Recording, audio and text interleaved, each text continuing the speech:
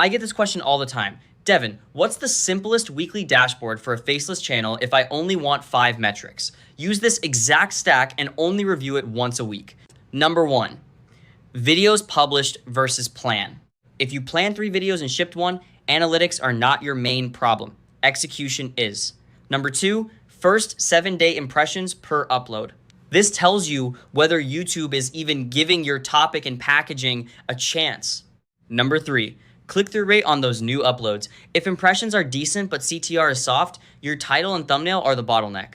Number 4, 3-0, second retention, or average percentage viewed if that fits your format better.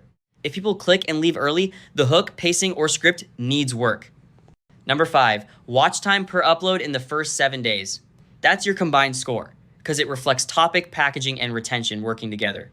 Here's the decision rule. Don't compare these to random guru benchmarks. Compare each metric to your own last 10 uploads. That tells you if you're actually improving. So the dashboard is simple. Ship rate, impressions, CTR, retention, and 7-day watch time per upload. If you're running a small team, Satura is useful for keeping those 5-in-1 workflow so everyone is looking at the same scoreboard. That's it.